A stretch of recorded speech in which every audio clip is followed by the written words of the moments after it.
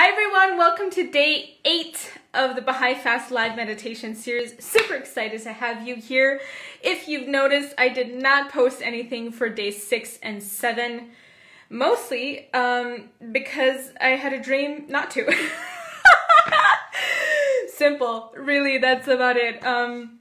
But this morning I woke up and I was like, this is Women's Day! Like, I can't not do a live meditation. So here I am, super excited to help my sisters out, and also the feminine aspect of the masculine.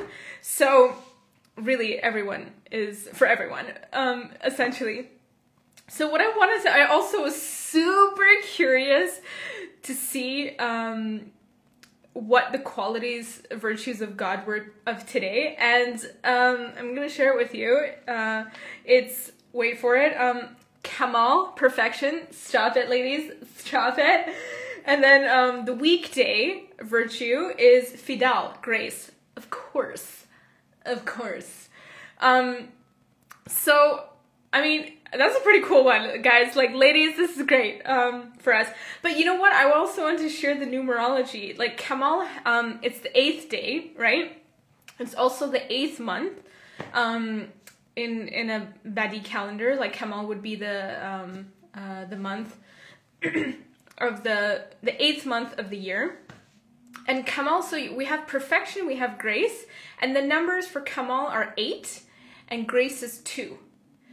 And 8, at least in Chinese symbology and stuff, it's like abundance and wealth and all these things. But usually in Western astrology or numerology, it's the representation of infinity, which actually in some circumstances, I guess in the Chinese system where it means money, it just means like abundance, eternity of money. So depending on what you associate with or what you feel more inclined to, you're welcome to land your brain on it. But Fidel Grace, that's the 2nd day of the week. And 2 usually represents union, like perfect union. And in this case, for me, it's like when it's Women's Day, like even, isn't this beautiful? Like on the outside world, like March 8th, randomly, you would think, okay, this is the day that people have chosen, that it's going to be Women's Day. But actually, spiritually, there's also like a pretty cool explanation about this. Like, if you celebrated women, then the equality, the 2 would unite and flap their wings together and soar high. Like, I mean, I don't know. I don't know about you, like maybe I'm reading too much into this, but it's super, I find this super amazing. And actually, guys, I happened to find out what this year was in the Baha'i calendar, which is Abad. I did not look up the English word for this, what it is, but in one of the YouTube videos, somebody had generously left a comment in, I think it was week 3, day 3 of the Baha'i Fast Live Meditations, where I was asking everyone, like, to look up what their, what spiritual quality was in their year, their month, their weekday, and the day. The day that they were born, the weekday that they were born in, the month, and the year, at least 4. And so they had calculated theirs, and they wrote it in the comments below as I was asking everyone that I would be obsessed with learning about what your spiritual virtues are, because I was saying that, like, this must be also like a part of the spiritual virtues that you're endowed with, essentially. So if you check on YouTube, on the 3rd day, Baha'i Fast Live Meditation link, somebody had left the thing, but if you also Google Baha'i calendar, Wikipedia, then it will show you the 19 days. So if you know that this year is Abad, you can back calculate to what year it was that you were in, and you basically just cycle through the 19 months, like backwards and forwards. Yeah. If anyone happens to know what year it was that we started counting, like, number 1. Was it the Bab's birth, or the Bab's Baha'u'llah's birth, or was it the declaration of the Bab, or the declaration of Baha'u'llah? I'm not quite sure when it started.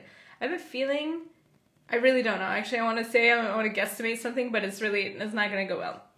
Anyways, who I wanted to thank was actually, who told me, it was on Instagram that I found out that this year was the year of Abad, and it was actually an old friend of mine who had created like a calendar, a Baha'i calendar, which it looks super cool and amazing. And I have actually two friends that both have made calendars. One is circular in shape, and the other is like vertical and kind of like slanted. And it was so interesting. So I will leave the links, if that's something that you're interested in, to actually go check them out. Because I was thinking like each of the Baha'i calendars have all the spiritual virtues of God, all of the days and all of the months and all of the years. And it also, because it's based on the lunar calendar, it also has the moon cycle, which is super relevant to women. Women are all about the moon cycle. And so in yoga especially, you know, like the human body is like split into left and right. The left side of the body, this would probably be your right. I'll mirror you. This is the left side. So the left side of the body represents the feminine, and the right side of the body represents the masculine. So it's usually kind of like the balance of these two. It's what actually makes the human body work. Like the left side of the body is the one that calms, nourishes, like relaxes things down. As you can see that in the arteries where blood flows from the heart to the rest of the body, there is just a straight tube, right? Like literally blood just gushes to the rest in relaxation. That's like the feminine energy. And then, but for blood to go back up to the heart, it has these valves that you literally, it can only open when you squeeze your muscle. Women, all of that is super connected to each other. And yeah, with that, I wanted to start basically today's meditation. So we said that the day of today was Kamál, perfection. It's the 8th of the 19 days. And the weekday is Fidel, grace, second out of the 7-day week. And the month is Allah, of course, the 19th day of the 19th month. It's the last month of the Baha'i calendar. And we said what the definition of loftiness was, and it was impressiveness in scale or proportion. So that's cool. Oh, I don't know if I mentioned this, but basically another thing that I wanted to share was that in the Baha'i writings, Abdu'l-Baha mentions that women are superior to men in 4 qualities. It does not mean that men do not have to develop these qualities. It just means that they need to work a little bit harder. And they are receptiveness, intuition, forgiveness, and tenderheartedness. So these 4 things women are naturally more gifted in, either because of the biology, spirit, this is a mystery. We don't really know. But that is something that, like, really, if we think about it, it's super awesome. Having intuition is super important when you're doing a meditation. Absolutely necessary. Receptiveness. So if you're receptive, like being like a receptacle, it's kind of like, you know, when God pours his grace on us, the only thing that we just need to go like, okay, I'm here. That's it. But if you go like, no, I'm good. I already got it. Then it's like you're not a receptacle. That's basically all I can say, is you're not the receptacle and you can't receive. You're blocking your reception to God's grace, essentially, which is grace. Grace is today's weekday. So when we think about the 4 feminine qualities, like today being Women's Day and the spiritual virtues of God also kind of coinciding in that area, it's really fascinating for us to see that, like, you know,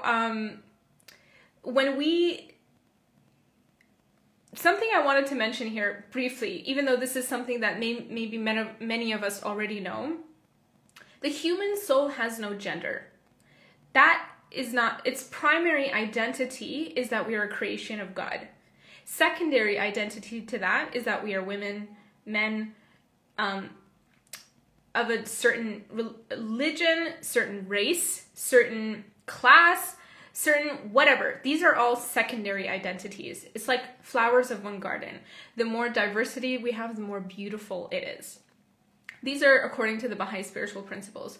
And so when we think about like, even though I shared that, you know, Abdul Baha mentions the 4 spiritual qualities that women are superior to men in, it also means that, like, the masculine qualities in a woman also need to be developed, as well as the feminine qualities of these 4 need to be developed in a man. Because when we think about our primary identity as human souls, as creations of God, when you're in this plane of earth, you are here to collect gems, which are virtues. Virtues of all kinds, so that your soul can grow. And when we go to the next world, in the Baha'i writings, it shares that we are not identified by our gender, our race, what we did, our professions, but by our spiritual qualities. So you're going to be recognizing other souls by their spiritual composition, the spiritual virtues that they gained in this life. So when you think about it, it's like we're really here to just collect all these spiritual gems and virtues, which every day for the past 19 days, for the next 19 days, we are literally focusing on a combination of a couple virtues each day. Not even just one, but several of them each day. And so that can really be really helpful in our ultimate spiritual path. So with that, let's sit in a comfortable seated posture and get ready for our meditation. So you want to sit with your hands on your knees, spine straight in one line, and close your eyes and begin focusing on your breath.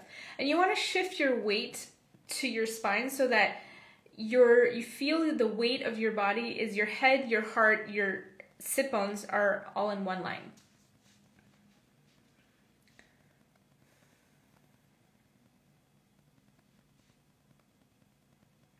Focusing on your breath, on your inhales and on your exhales.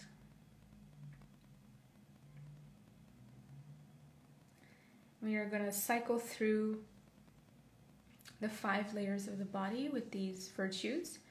And these 5 layers of the body are the integrative yoga therapy framework in which I am trained in.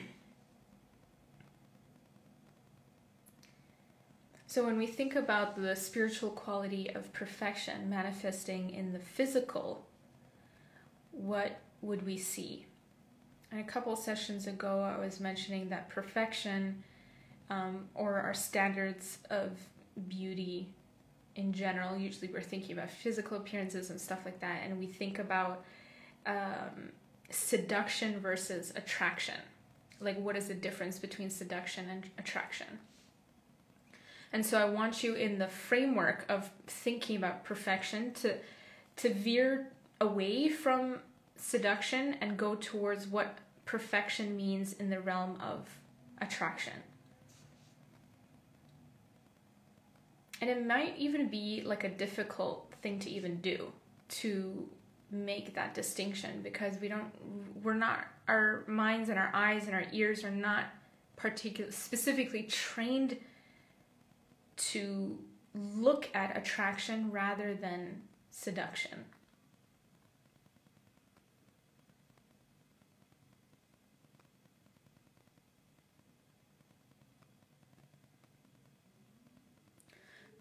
Now moving into the energy body, which extends 1.5 meters around the body.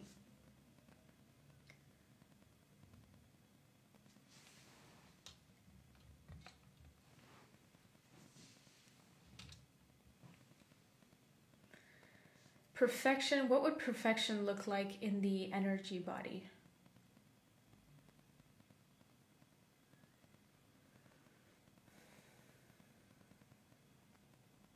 When we see like waves on a physics graph, or waves in an ocean, both the same, what would like a perfect set of waves look like? And what would the quality of that be? Would it be that they're coherent, they're moving at the same pace, there's repetition, there is a pattern?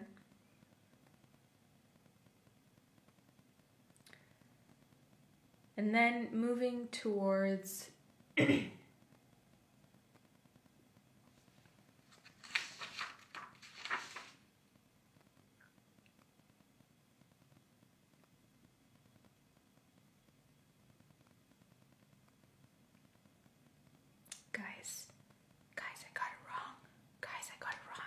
Oops. I just realized that today's actually Kamál too, the weekday. So we are double perfection, guys. Oopsies, sorry. I forgot to write Jamal for Saturday, which I didn't even do. But today's virtue. So I just made a whole bunch of stuff up.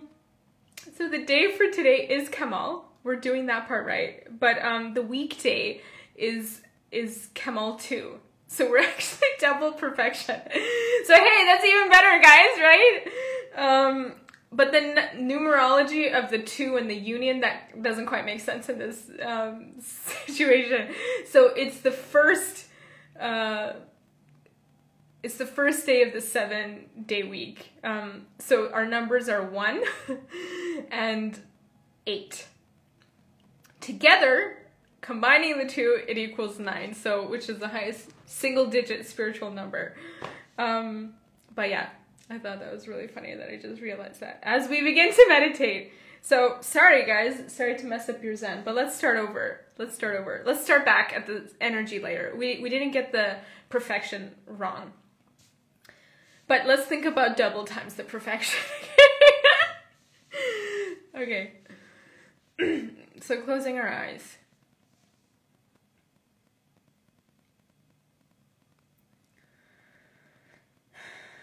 Letting go of that little mistake that we made. Focusing on our breath.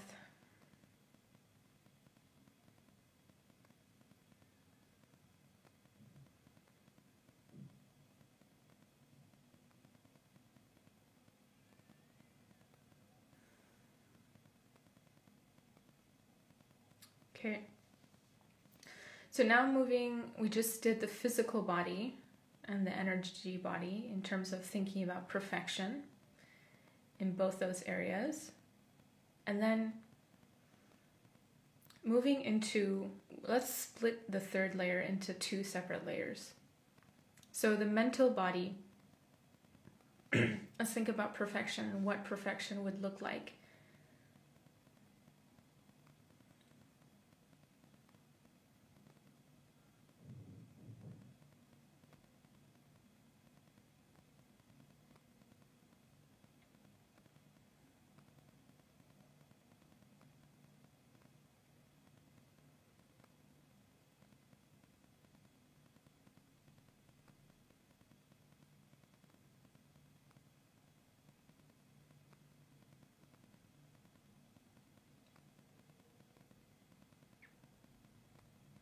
What would perfection look like within the mind? And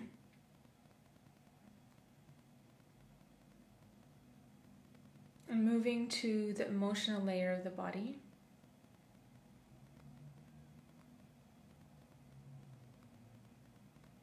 What would perfection look like in emotions? In yoga, the state of enlightenment is described as feeling all the emotions at once. All the positive ones, the good feelings, and the negative ones at the same time. So there's union. That union is still there of the light and darkness, or the good and bad qualities. But when it comes to emotions, each emotion actually has its own function. Even Abdul-Wahab mentions the baby. Many people think that when the baby is crying, that it's actually like a sign that a child's soul is like evil.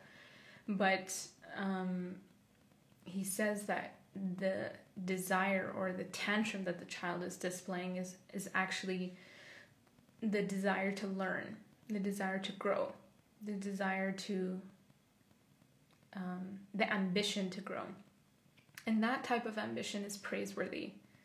And he even gave the example of violence, that in circumstances where there is an injustice, violence is really is okay. and extreme compassion practiced in that circumstances is no longer considered a virtue. So it's really conditional upon when you practice the virtue, in what circumstances. And so emotions that we feel, like what perfection would mean in the display of emotions, it would be the appropriateness of the emotion displayed in that right time, in that right circumstances, in that right moment. This is why in yoga it talks a lot about being in the present moment, is that if you're not present, you're going to think that at all times you need to exercise kindness, or at all times you need to exercise compassion because that's the right thing to do. No, there are some circumstances in which it is not.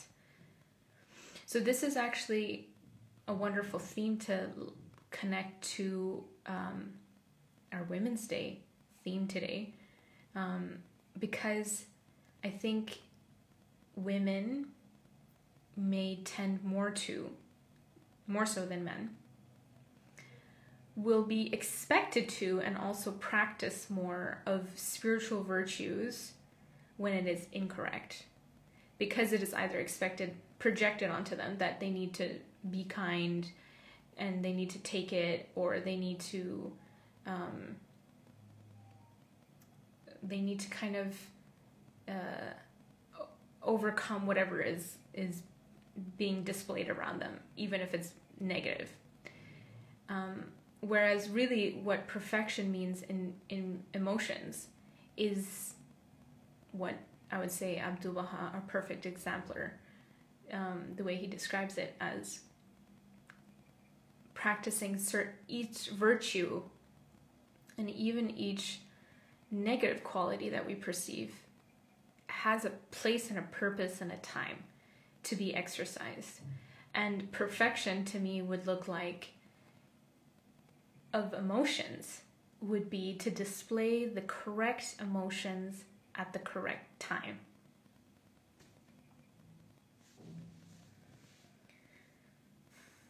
So moving on to the witness body. So if perfection were outside of you, what would you notice? What are the qualities that would come up for you?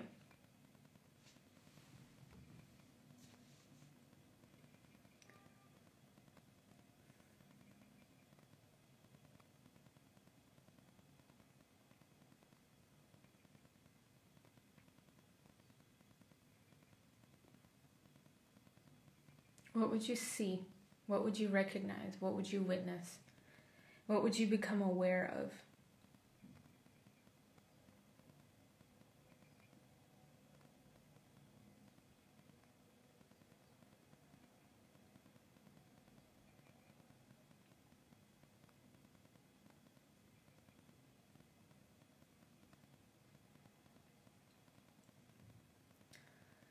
And if we were to go into the workspace, in our work, in our life,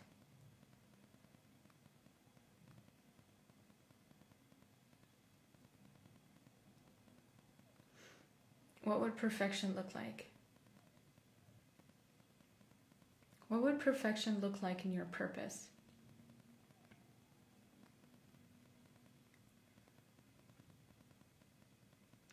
If your purpose on this planet was to serve a particular group of population, and you were to neglect others, would that show perfection of purpose? Or would you think that purpose means to help everyone at the same time, at all times, regardless of whatever situation it's in?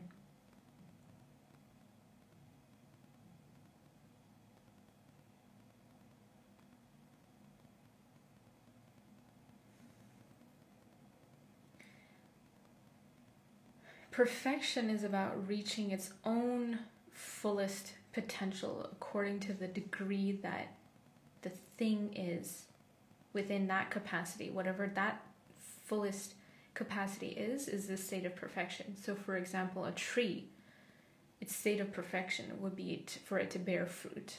that's where it's reached its highest limit, and it will be able to nourish other people in this way, in its own highest state of perfection.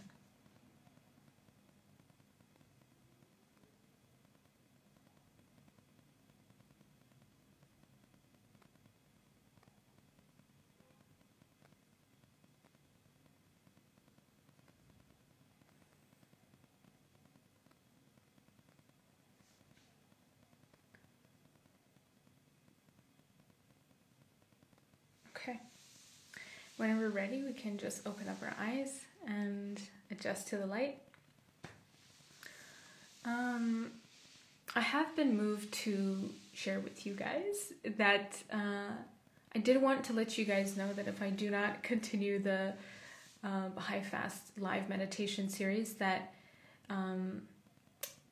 there is a very large library of free meditations available on the Yoga Avec Moi YouTube channel, and actually on Spotify and on Apple iTunes by searching Bicentenary Meditation Project.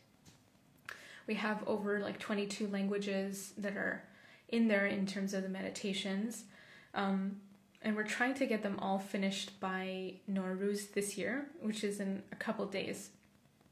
I think there's about 85 meditations published on the blog, and I still have yet to match that on the YouTube channel.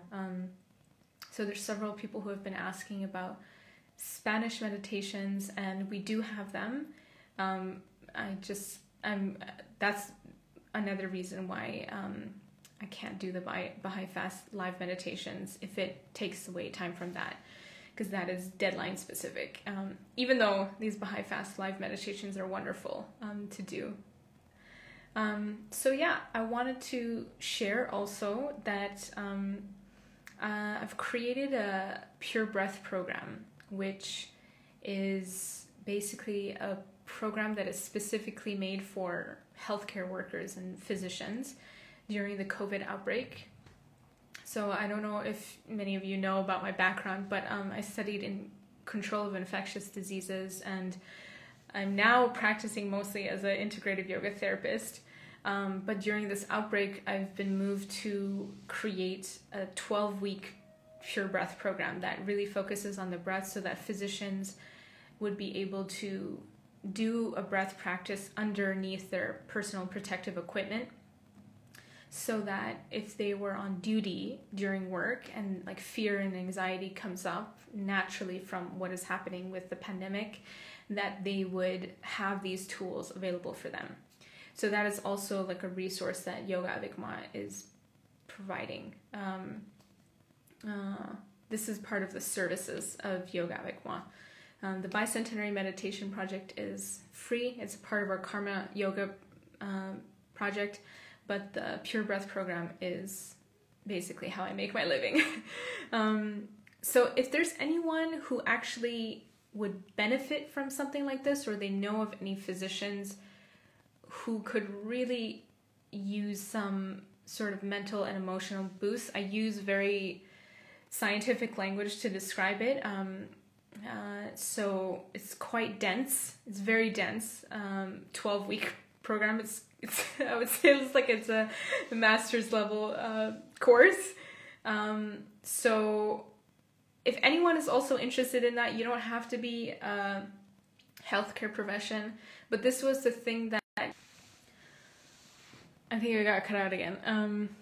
But yeah, if anyone was interested in the Pure Breath program, please do contact me and let me know. I still have 2 more lectures that I'm filming live, and it would be great to support any of you who are healthcare workers or nurturers of any kind, like parents. It's mostly I've created for people who are taking care of others and responsible for their lives. So yeah, I hope you guys are doing well. I am also giving out 1 month free membership to the Pure Breath program, to Yoga Avec Moi's membership. If you are a healthcare professional and you wanted to try and test out the Pure Breath program first, if you conduct like a 1.5 hour interview with me. Basically, you get one month free off and to access the Pure Breath program. So let me know if that's something that you're interested in. I would love to be able to serve you during this pandemic time in your work and your places. Like, this is something that I used to do in my public health work to really help, basically help the mental health of people during an outbreak. As when I was working in an outbreak, it was severely tested. So yeah, if I can, now that I'm trained in integrative yoga therapy and that I have more tools to be able to share with people, this is really something that I'm super proud of, and I would love to be able to assist you with it. If you found these Baha'i Fast live meditations helpful, the Pure Breath program is very much aligned. It's very much focused solely on the breath. So if these guided imageries and things don't work for you and you would like to try something else, but you like the feeling of relaxation and calm, then maybe try out the Pure Breath program. Anyways, that is, I think that's that. Oh, I wanted to also share for the Bicentenary Meditation Project, please keep us in your prayers.